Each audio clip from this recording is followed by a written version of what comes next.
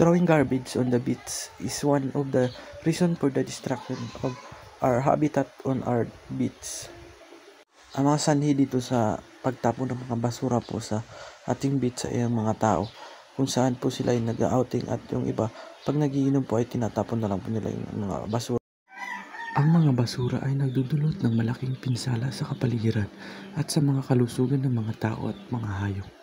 Ito ay maaaring makasira sa natural ecosystem ng dagat at maaaring magdulot ng pagkasira ng habitat ng mga marine life.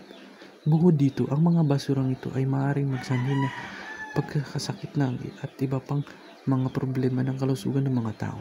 Kaya't mahalaga na tayo ay maging responsibilidad sa pagtatapon ng mga basura at sa pamamagitan ng pag-iedukasyon sa mga tao tungkol sa kahalagan ng wastong pagtatapon ng basura at sa pagpapalakas ng kamalayan ng environmental conversation.